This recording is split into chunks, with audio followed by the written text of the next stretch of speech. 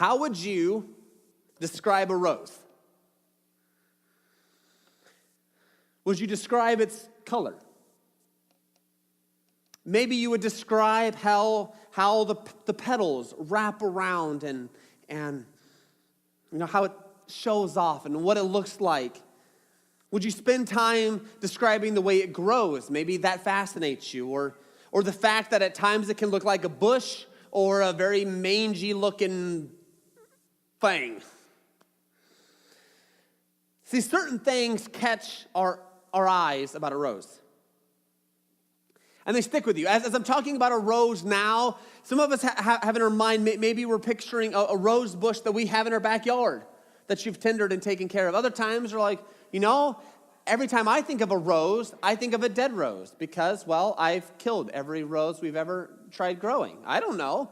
But something sticks in your mind about how you would describe a rose.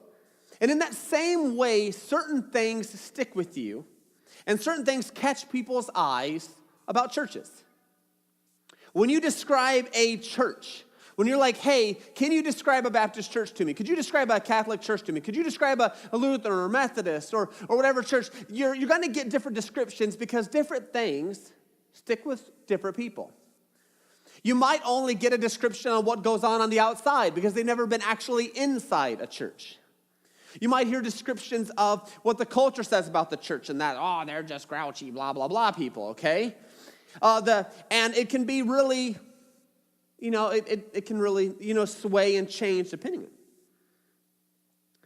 And the tendency can be with churches is that churches can oftentimes drift and become what they think people want. Other times the church can shift and just become exactly what the people want, which is actually not what they need. And at other times they become what they think they need, but actually they can miss the boat entirely over here as well. And so churches always are flowing back and forth. And how can we clearly communicate the gospel to a culture that literally seems to be constantly changing? It can make your head spin. See, both sides end up quoting like, we'll become all things to all people. And other sides are like, do not be like the world or the things in the world. And churches are like, we'll just be this. And they just sort of close their eyes and pick and they try to figure it out. Churches communicate to others value systems. See, a church like you drive by, and I can brag about our church, but you drive by our church and people, first thing is, hey, they take care of their property. Except those stupid moles that just keep coming up every day. After Fred has spent time trying to kill them with a spear, trying to get them, and he's flattened them all out. And I feel bad for him because he can go out and it's like, wow, amazing. And the moles are like, challenge accepted. And they're boom, boom, boom, boom, boom. Man. Just everywhere. And so, but people can say, hey, you know what? They value this. They're trying to communicate this. Churches with big crosses everywhere. They're like, okay, that cross is important to them for some reason. Okay, all right. See, we all get values and our churches communicate things to people. For example, if someone was to come in and we weren't friendly to them, we'd be communicating, hey, we don't care about outsiders. And so I'm not saying we are any of those things. I'm just saying churches communicate value systems. In everything they do, they're communicating what is important to them. And so as I started beginning, I knew my sermon series was going to end here in September. And I was trying to look at, okay, in our current culture and what I'm hearing, and how I'm hearing people talk about the church, how I'm listening to in counseling situations, and what the Word of God is saying, and what culture's communicating, and you have all this stuff. I'm like, okay, how can we as a church position ourselves, and which values can we spend time on to exemplify and proclaim the gospel a little better? What values can we try to emphasize a little bit more? Not that the rest aren't important, but just in light of what's going on right now, what are some ways we as a church can position ourselves to directly meet culture head on and begin to impact and reach and minister to others better? And there are a lot of areas. I mean, you have all love, joy, faith. I mean, there's all these things in the Bible. If you guys have ever spent time in the New Testament, there are a lot of, expectations and obligations and fruits of the Spirit and this of the Spirit and the Spirit here. And then there's like expositional preaching and you have other words like this. And so there's all these characteristics of what a church is supposed to do. But what are 3 areas that we can focus on right now and in our immediate future that help us position? And that's what we're tackling here today. Now, I feel like I have to clarify this. But I've been working on this series months ago. About a month or 6 weeks ago, I even brought it up to Leslie about, hey, this is what I'm thinking about doing. What do you think? Is this, you think this registers? Because I'm trying not to come in, like, oh, there's suddenly a need. Oh, suddenly we have to speak on it. I don't like to respond that way, but it's going to feel like that a little bit. Because God just sort of brought that up into our midst, and we're like, well, thanks, God, for making that obvious. And so no one's going to get in trouble. No one's going to do that. So if it sort of bounces and hits on some of the stuff in our church, it's not that I woke up this week and I'm like, how can I make that church pay? None of that. I've been working on this a while ago, and then it sort of happens, and I'm like, well, that's convenient. Thanks, Holy Spirit, for working on that one. And so the 3 topics that we're going to cover this week and next week and the week after that, and then we're going to repeat them, is having a spirit of graciousness, a passion for the lost, and providing a safe community. And we're going to get into what those mean, but so like week 1, week 2, week 3, and then we're repeating week 4, week 5, and week 6. That's how we're setting it up. And so this week, we're specifically talking about graciousness, how the value of graciousness that is demonstrated in a church will help us leverage and help us influence people better for the cause of Jesus Christ. You guys with me so far? You guys are like, beep. Nope, okay, some of you are not. We got this, okay. And so we'll be in 2 Corinthians chapter 8 and 9. Now, with any topical sermon or a topical one in nature, one of the biggest challenges speaking is that I, as the speaker and the pastor, do not grab a passage, twist it and mold it, and make it say something that it does not say. Because you guys have heard sermons that are like that, where I'm just agenda-driven. I'm going to let you have it. I can find verses in the Old, the New Testament. I can probably make up some verses in here. You guys won't know. There's 66 books in the Bible. Pew, pew, pew, pew, pew, and do that, and it's not it. So the goal is, how do we stay consistent with what's going on in 2 Corinthians 8 and 9? And then how can we use the principles here and apply it to this idea of graciousness? And this week, we're going to be specifically talking about graciousness in direct connection with our giving. Graciousness with our giving. So if you guys are there, so look at 2 Corinthians chapter 8, verse 7. It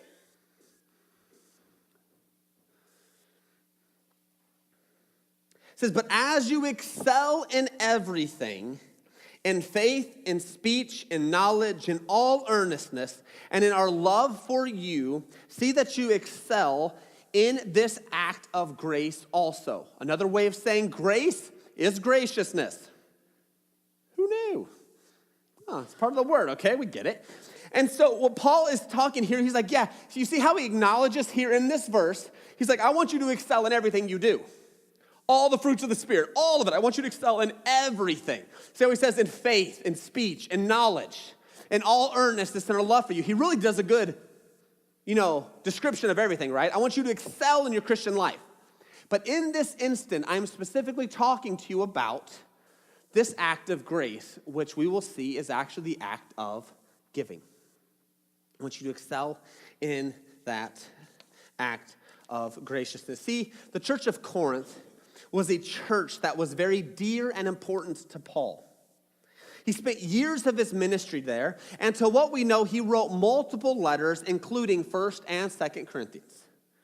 In 2 Corinthians, what we know is that false teachers seem to have taken root in the church and have disrupted the ministry there so bad that it is even possible that they had actually gotten themselves involved in the finances of the church and actually been able to siphon some money away from the church. It wasn't a pleasant situation. And Paul realizes that because these false teachers are questioning if he's really an apostle. And Paul's like, yes, I'm an apostle. And Paul's trying to reason with them without being too harsh on them, but in the same way trying to bring them along. And so 2 Corinthians is, I think, a beautiful letter of a pastor trying to reason with a congregation without being too hard or too soft. And that's what 2 Corinthians 8 and 9 are, is Paul trying to work through this and help the church come along to a place, knowing full well they have been deceived and led astray by these false teachers. And Paul does not command them. He is not forcing them. He doesn't say, because I'm boss, do what I said. But he uses the gospel in a way that works and tries to draw them to a place of obedience to what God has asked them to do and how they have, what they've, signed up to do. And one of the big things, and this is the important, out of everything that we see here today, this is the most important thing we can remember today, is a gracious heart produces generous giving. And this is what Paul is trying to communicate in 2 Corinthians 8 and 9, is a gracious heart produces generous giving. A gracious heart produces generous giving. And so from here now, how we're going to get here, we're going to see how Paul gets to this point. But the first one is what I would call is a theological foundation of giving. Paul spends time throughout 2 Corinthians 8 and 9 trying to get them to understand what giving is in light of how they are as Christians. And the first thing that I think would probably be a little surprising to New Testament Christians, and it might be a little surprising to those who have been brought up in certain, in different circles and stuff like that, is the first thing that Paul very specifically says is giving is not commanded. What? Well, sermon done. I don't have to give anything. I'm done. Peace out. No, okay? But I want to start this first. Is Paul, in any way in 2 Corinthians 8 and 9, he does not use the Old Testament law, thou shalt not. He doesn't use any of those to bolster his explanation of why the church should give. He doesn't say, you got to give because God commanded it. Nah. Case closed. No, he doesn't do that. So look at 2 Corinthians chapter 8, verse 8. He says, I say this, not as a command, but to prove by the earnestness of others that your love also is genuine. Oops, there you go. So what he's saying here is giving is not commanded, but it is encouraged. I mean, that's what he's saying, okay? You don't have to, but you should think about it. You don't have to do this based on what God has said, but something in your heart should change in a way that does lead to it. You guys see how he does that? He's not like, arr, but the same way he's not like, he's like, boink, perfect. He's totally pulling out, what is it, not Little Red Riding Hood, Goldilocks. He's totally pulling a Goldilocks, okay? Not too hot, not too cold. Just right. Man, you guys got to read more nursery rhymes or whatever, okay? All right, so he keeps going here. In verse 8, he says, okay. So he says, for you know, and this is verse 9, for you know the grace of our Lord Jesus Christ, that though he was rich, yet for your sake he became poor, so that you by his poverty might become rich. And so what Paul uses here, and we're talking about the theological foundation, is Paul says your giving is a reflection of how one views the gospel. Because he says, hey, I want you to excel in this act of grace. It's not commanded, but Jesus. Okay? It's like literally how he's working his argument. See, because he brings this up. Hey, Jesus gave everything that he had. And as a result of him giving everything he had, he, in a sense, became poor. I mean, Jesus did not have a place where he laid his head. He did not live in a mansion. He had no wealth, material possessions, and he was so poor, he actually died on a criminal's cross, all that others would become rich. So you guys see, he's using the gospel here.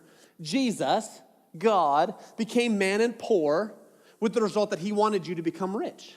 So he's using the gospel. It's not commanded, but giving should be looked at in regards to the gospel. See, he doesn't use the Old Testament. Paul, if anybody knows, was very well gifted in using law and the arguments of the Old Testament. He was a Pharisee after all. He knew the law forward and backwards. He could probably say the law backwards and probably read it backwards. He knew it. And so the fact that he doesn't bring up law or the Old Testament here as he's encouraging them to give, I think is a sign for us. He wants us to view giving in light of the gospel. Second one is, the second idea in this theological foundation is giving demonstrates the condition of your heart. So look at 2 Corinthians chapter 8, verse 24. He says, so give proof before the churches. And so their gift, he's wanting them to give proof of their love by this act of giving, which we'll see here exactly what it is in a minute. So give proof before the churches of your love and of our boasting about you to these men. See, giving, he's literally saying, is going to prove to others that you do love. Ooh. Okay, Paul. I don't know if I would say that. But it's true. If you are giving to something that is important to you, it does prove if that thing is important. And he continues, he says in chapter 9, verse 7, he says, each one of you must give as you have decided in your own heart, not reluctantly or under compulsion, for God loves a cheerful giver. Well, there he goes again. Paul's talking about the heart. So he's saying what, and you guys have heard this, when we speak, that reveals the condition of our heart. How we act reveals the condition of our heart. It doesn't magically disappear in regards to our money. He's like, no, how you respond with your money does represent what's going on in your heart. And he continues and he says in verse 8, he says, and God is able to make all grace abound to you so that having all sufficiency in all things at all times, talk about all the things in that one verse, you may abound in every good work. You guys notice how many alls are in there? And all everys? God has given everything you need in order to respond in all ways and in everything that God expects you to do. So he's not saying, hey, I'm not able to do this. No, Paul's saying, hey, God has given you right now what you need to respond to him in a grace-based, gospel-centered manner right now. He's given you. He's given you what you need in order to respond right now. That's what that verse means. He has given you all things in order to be able to do this. So that having all sufficiency in all things at all times. I love that phrase. I could say that like 100 times. You may abound in every good work. I think we should memorize this verse. That's a good one to remember. He's given us all things right now that we need in order to excel in every good work. He keeps going here. He says, now, above all, once again, we're continuing with how this is the theological foundation of giving.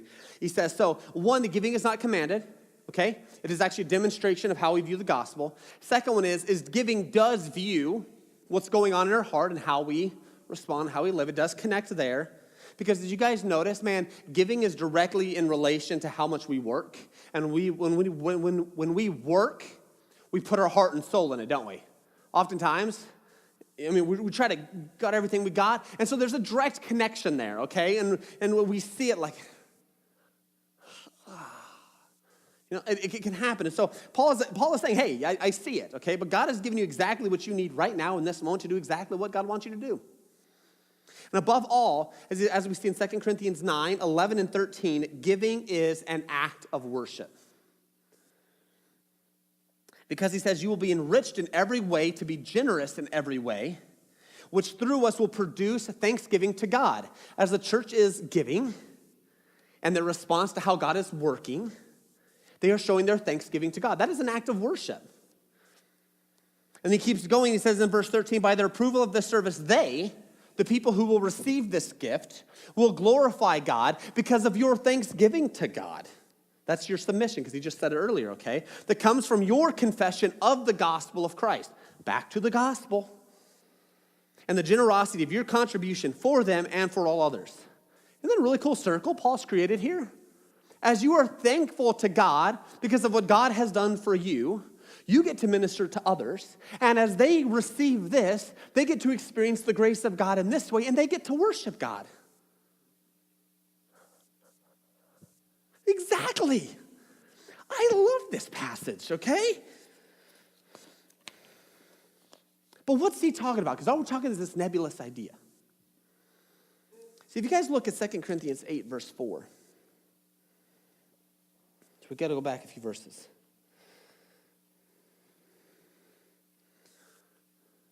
He starts defining a clear, defined need. And he says in verse 1, he says, I want you to know, brothers, about the grace of God that has been given among the churches of Macedonia. For in a severe test of affliction, their abundance of joy and their extreme poverty have overflowed in a wealth of generosity on their part. For they gave according to their means, as I can testify, and beyond their means of their own accord, begging us earnestly for the favor of taking part in the relief of the saints.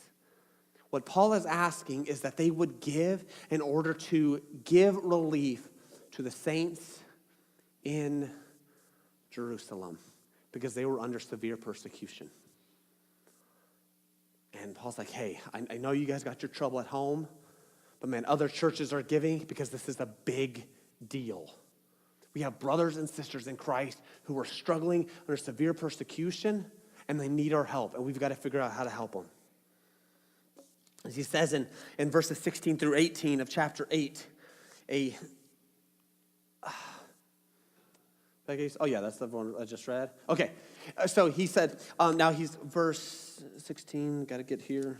Okay, it says, but thanks to God who put into the heart of Titus the same earnest care I have for you. For he not only accepted our appeal, but being himself very earnest, he is going to you of his own accord. With him we are sending the brother who is famous among all the churches for his preaching of the gospel. We are sending you a top dog Christian guy. Everybody knows him. You can't get more reliable to this guy, and he's going to show up at your church with his hands open and says, let's have the money because we're going to Jerusalem next. No pressure. I mean, think about that. I mean, we as Baptists here, we're like, we don't look up to anybody. You know, because we got this little attitude. But just imagine if imagine if we were Catholic and the Pope showed up and said, hey, but I guess we could sort of say that. Is this allowed? I don't know. So just imagine if we were all Catholic. I don't know if this is the best illustration ever. And the Pope showed up and said, hey, you know, somebody in such and such country need help. Are you guys able to help? How fast would our checkbooks be opened? Imagine you're Catholic. Don't imagine you're Baptist, okay? I got to keep saying that, all right? Because I'm just like, nothing, yo. No, but I'm just saying, like, we'd write, right? Because we're going to get, this is Titus. Now, he wasn't a pope, but this is Titus, man. The one guy, this is a big deal. Titus is showing up at our church. Wow. They didn't have checks back then, but, here, take it. This was a big deal. So they had a time limit. I mean, really, if you think about it. So the defined need is there's relief of the saints. We're going to help give to this. But now they also had a time limit. Titus is showing up. Great, how much time do we have? Okay, he's coming up. And then not only that, Paul decided to, rub salt on the wound here. But he says, it is in chapter 9, he says, it is superfluous for me to write to you about the ministry of the saints. For I know your readiness, of which I boast about you to the people of Macedonia. I've been telling everybody how much you're going to give and how such an awesome job you're going to give. And I just know you're going to come through and you are going to deliver. No pressure.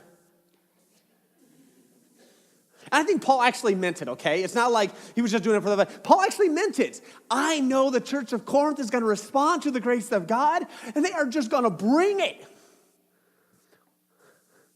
You get, just think about this as a church. You have a defined need of relief of the saints. You now know somebody's coming here soon to take the money from you. And how awkward would that be if we got nothing? Paul has been bragging about you all over the country. Yes? So they had their defined need. Now's the time.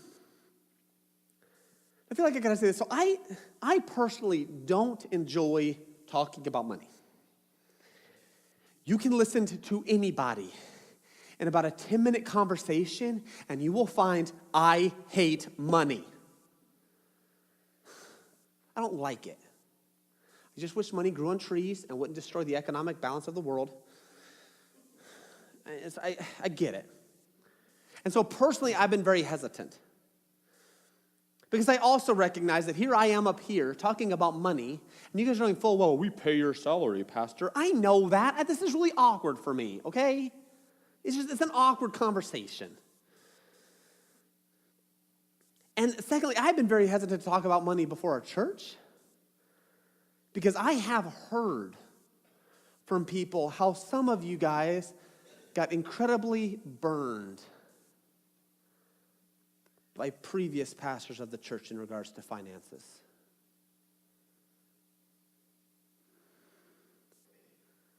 And I don't like, as you guys know, I don't like to throw anybody under the bus that way. But I know some of you guys are really like, I mean, I remember at the age of 9 where I got to sit down and I got to listen to, people say, not going to leave here until we get a certain amount of money. So you keep waiting and waiting and waiting and waiting. And we keep singing the song over and over and over and over, like that's going to change your hearts.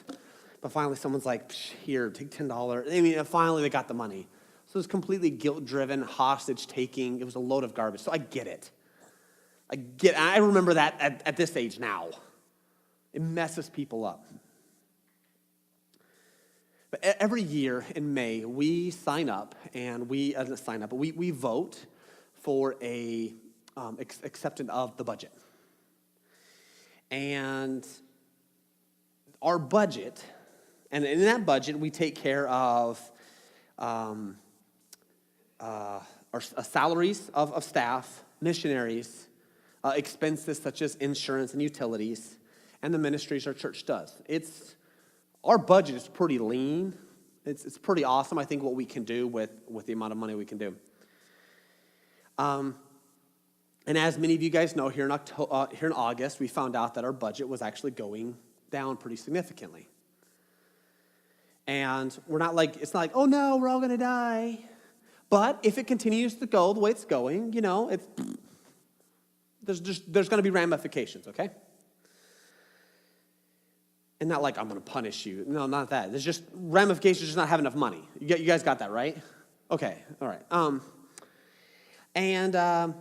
So our church has a clear defined need. We've tried to, shoot for, okay?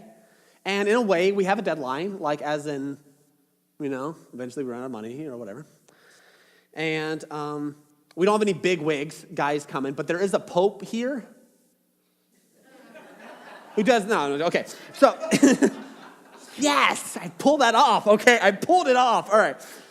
So, wow, I had to just really lighten that up, okay? Whew. So, a church is a nonprofit organization. We do not sell our goods. I mean, people who come and get counseling from people, we don't say, here's your bill. $4,300,000, stress, emotional trauma. You totally called me at 9 o'clock at night. That is clearly $1,000 right there. Here's your bill. We don't do that. We don't. We're not a Walmart. We don't sell goods. And so we really depend on the generous giving of people here. And I'm not saying this. There is a block of people here that give faithfully they give faithfully regularly. whether it's weekly, monthly, whatever. It's they give regularly. So this isn't to them like, oh, shame on you, you should give more money. This is more a conversation to those who don't really have a plan for giving. If we don't get financial support, eventually the goods that we are able to offer, we don't want that. You guys get me? So we need something. Okay, there needs to be, if we don't as a nonprofit organization, then our services dwindle because we don't have what we need in order to go. Everybody track with me?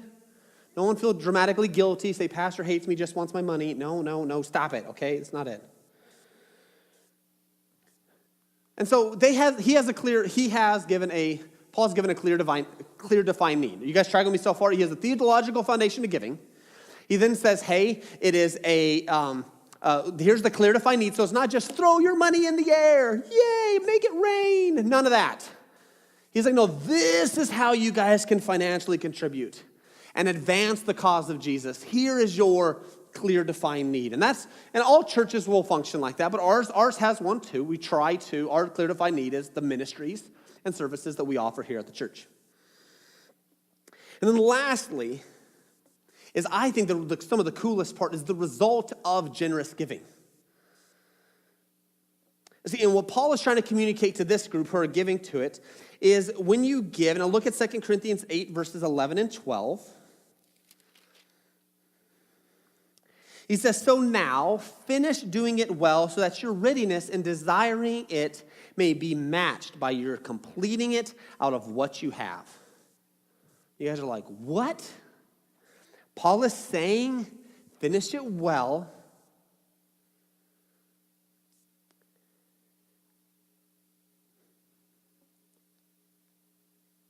So that you can finish the task you started. I was trying to think you know how cool it is to have a list of tasks that you have to complete for the day? What happens when you complete all those tasks? Yes. You can listen to Nikki. I'm standing there in the garage organizing something, and I'm like, I'm awesome. She's like, what? I'm like, I got to tell myself this stuff because I just accomplished something. And it was like organizing the DVDs. It was something stupid, but I accomplished it. And so Paul's saying, guys, you do what you said you're going to do. You got a sense of, dare I say, accomplishment and godly pride. We did it. Yes. Oh, this is awesome. It was so cool being part of that. How excited were we when we accomplished our goal of raising diapers? Were you guys there that Sunday? We could have just done a jig right out and closed the service. We were done. That was, oh man, we reached a goal. We did it. Oh, that's awesome. And that's what Paul's saying here. It's awesome if we make it. If we accomplish our goal. If we do that, man, that's good. You can brag about it a little bit. You'd be excited. You can feel proud of that. The other one is we get to see the harvest you planted, as he says in 2 Corinthians 9, verse 6. He says, the point is this, whoever sows sparingly will reap sparingly, and whoever sows bountifully will also reap bountifully. I've been planting grass in my front yard. I don't know if there's a proper seed spreadage ratio. Nope. I just let it rain. Grassy, grassy, grassy, grassy, grassy. You can ask Nikki. She looks at it now, and you can literally just look, and there's literally they're going to be, it's like survival of the fittest now, I think. But there's going to be grass growing up all over the place. So what I sowed, I'm going to harvest. So if I was like, nah, that should cover the whole yard, and left, it's not a very big harvest, is it? Neighbors are going to come and say, you got a really awesome patch of grass right there. I know I do. I did that. You didn't have more seed? Well, I did. I don't really know what was going through my head, but I thought I would just grow it right there. It really making sense. So Paul's like, hey, you reap what you sow. If it's bountiful, then that's a promise. Now, it's not like, hey, if you give a lot of money, God's going to give you a lot of money. There's no promise that they're going to get richer as a result of giving. But I do think that God does work in our obedience and our response to the gospel and response to faith. God uses that. And he works in incredible ways in your life. And you get to see the harvest you planted. Can I say, the harvest you guys give and what you guys have contributed, people have come to know the saving knowledge of Jesus Christ over the last few years. Yeah, that's the harvest so far. Not including that, if you guys listen to Vera for just a few minutes, you can listen how God is working in her life. Just, was it 3 weeks ago, Thea comes home from 252 and she literally applies one of the lessons that she learned from there. That's a result of you spending money investing in the lives of kids. That's harvest that you guys get to do. That's the harvest you guys are sowing. You guys don't even know the people that have come through my office or with Leslie that we've been able to help and try to figure out stuff in their life. That's your harvest. You guys are reaping and benefiting from that. It's really cool. Your financial contributions impact people's marriages, train children for the future, equip teens to lead and serve. Willie, one of our teens, he literally did a whole men's prayer breakfast. I went around to a few people and said, hey, can you give a little bit extra just to get them started on the right foot? And they did. And you know what? Willie rocked it. If you missed out because you were a lady, bummer. If you missed out because you were a guy, why didn't you come? We had bacon. Done. Okay? And it was a result of people generously giving. I mean, I've been bragging about Willie's faithfulness to other pastors. And they all look at me like, what are you doing over there? I don't even know. But Willie rocked it. That's the harvest you guys get to participate in. And so the last one here, so you get to see the harvest you plant. The last thing Paul says is when you begin to look at finances as a response to God moving in your life, it's no longer an impulse. But you actually plan. It becomes a mentality. So in essence, you don't just give what's in your wallet, but you begin to budget what you can give. And I want to say that. It's not that impulse giving, but I will tell you, there is a direct difference in just, here, God, then here. There's a direct difference in the value of what is contributed by the impulse give. I'll just look at my wallet. Shoot, I don't even have my wallet. Next week, Jesus, it's not next week, because you can forget your wallet there until you forget your money, whatever. But there's a direct difference. I'm not saying don't. But as he says in 2 Corinthians 9, verse 7, he says, each one of you must decide.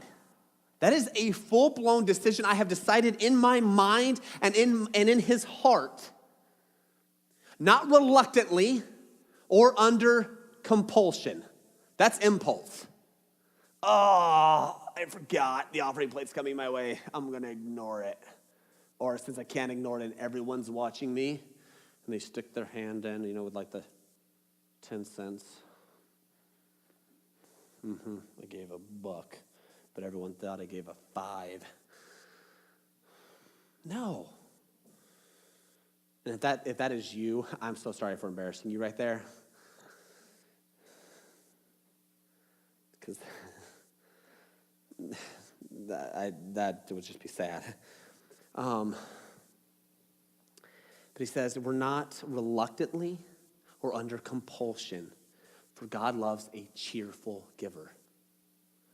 And so I want to say, if you have not budgeted what you can cheerfully give regularly, I encourage you, spend time this month and figure out how you can give cheerfully. And that might mean you can't drink as much Starbucks coffee. You know how much those things cost week after week after week? Woo! If you want some iced coffee, pay me. I will make you iced toddy. I will make some money, and I will give you some wonderful iced toddy coffee. Okay, I'm just saying. Starting a business on the side. called I Study Business? No. But seriously, okay? You read that graciousness is not an impulse, but a mentality. See, a gracious heart produces generous giving. Gracious living comes from how we see what Jesus Christ has done for us. Jesus Christ was rich, creator and owner of the universe. You can't get any richer than that. He invented money. He invented what we use as money. He invented the people who use money. He invented the planet that people sit on who use the thing that he invented to make the money and spend it. Can you get any richer than that? And he became poor for our sake. I'm not telling you, go be poor to give the church money. But I am saying that mentality is what we should remember. The graciousness of Jesus Christ for us should motivate us to respond cheerfully in giving and contributing to Jesus Christ's work on the earth, which is through his local church. So as Paul showed the Corinthian believers grace giving, I'm asking you to consider to do that. And if you have not spent time budgeting giving, I would encourage you to think about it and make a commitment cheerfully every month. This is what we can commit to month after month after month, or week after week, or whatever it is in your life. I know how people budget differently. And as Paul did to Corinth, I'm begging you to consider that and how you can respond to the wonderful news of Jesus Christ in your life, because your giving and your contributions impact our ministries, impact people that you will never know got impacted by the ministries of people here. But they've been impacted by our church.